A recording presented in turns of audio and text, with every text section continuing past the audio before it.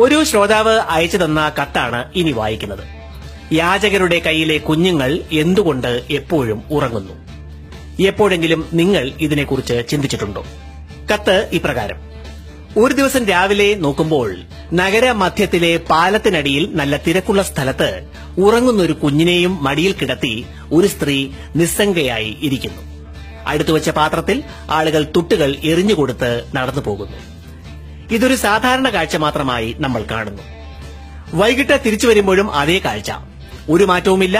ഉറങ്ങുന്ന കുഞ്ഞും അമ്മയും അതേ ഇരിപ്പ് തന്നെ.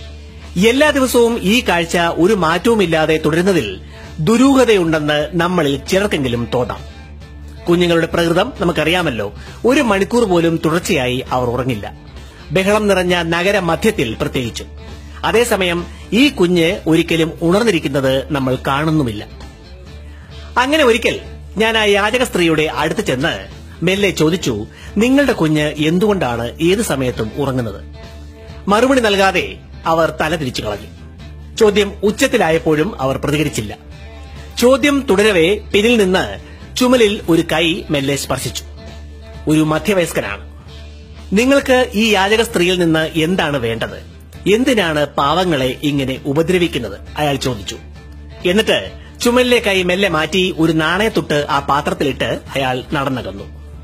പിറ്റേ ദിവസം തൊട്ടടുത്തൊരു കെട്ടിടത്തിൽ എന്റെ ഒരു സുഹൃത്തിന്റെ മുറിയിൽ നിന്നും ഞാൻ രംഗം വീക്ഷിക്കാൻ തീരുമാനിച്ചു. എല്ലാം പഴയതുപോലെ തന്നെ, ഒരു മാറ്റവുമില്ല. കുഞ്ഞ് ഉറങ്ങുന്നു, സ്ത്രീ നിസ്സംഗയായി ഇരിക്കുന്നു. കാര്യമെന്തായാലും അന്വേഷിക്കാൻ തന്നെ ഞാൻ തീരുമാനിച്ചു. ചോദ്യം പലതവണ ഉച്ചത്തിൽ ചോദിക്കേണ്ടി വന്നപ്പോൾ അവിടെ ആളുകൂടി. എന്റെ ഉദ്ദേശം എന്തെന്ന് കേൾക്കാനോ അറിയാനോ എന്തെങ്കിലും പറയാൻ അനുവദിക്കാനോ തയ്യാറാവാതെ അവർ ബഹളം കൂട്ടി. ആളുകൾ എന്നെ ശകാരിച്ചുകൊണ്ട് ബലമായി പിടിച്ച് ദൂരെ കൊണ്ടുപോയി വിട്ടു. പോലീസിനെ വിവരം അറിയിക്കേണ്ടി വരുന്ന അവസ്ഥയായി.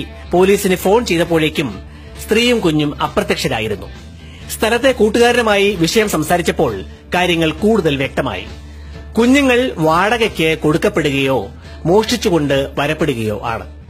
സ്ത്രീകളെയും കുഞ്ഞുങ്ങളെയും ഉപയോഗിച്ച് യാചന ഒരു ബിസിനസ്സായി നടത്തുന്ന റാക്കറ്റിന്റെ ഒരു കണ്ണിയെ മാത്രമാണ് അവിടെ കണ്ടത്. കുഞ്ഞിന് വയറു നിറയെ മദ്യമോ കഞ്ചാവോ നൽകുകയാണ് ചെയ്യുക. ഒരു പകൽ മുഴുവനും ഉറങ്ങുന്നതിനിടയിൽ തന്നെ കുഞ്ഞുങ്ങൾ പലപ്പോഴും മരണപ്പെട്ടു പോകുന്നു. അങ്ങനെ മരണം നടന്നാലും വൈകുന്നേരം വരെയുള്ള അന്നത്തെ യാചന ആ ശവശരീരം വെച്ചുകൊണ്ട് തന്നെ നടക്കും. പിറ്റേ ദിവസത്തേക്ക് വേറെ കുഞ്ഞു വരും. ഉറങ്ങുന്ന കുഞ്ഞിന്റെ ദൈന്യതയിലേക്ക് നമ്മൾ എറിഞ്ഞുകൊടുക്കുന്ന തുട്ടുകൾ ആണ് ഭീകരമായ ഈ ബിസിനസ് നിലനിർത്തുന്നത്. നമ്മൾ എറിയുന്ന തുട്ടുകൾ കുഞ്ഞുങ്ങളുടെ ജീവൻ എടുക്കുകയാണ്, അവരെ സംരക്ഷിക്കുകയല്ല.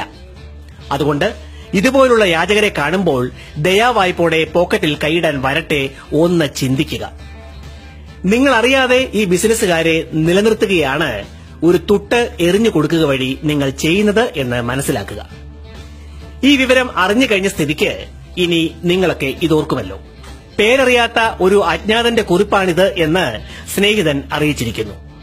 ശ്രോതാക്കളാൽ കഴിയുന്ന വിധം ഈ ഗൌരവമേറിയ കാര്യം മറ്റുള്ളവരിൽ എത്തിക്കുക. നാളെ മറ്റൊരു കുഞ്ഞിനും ഈ ഗതി വരാതിരിക്കട്ടെ.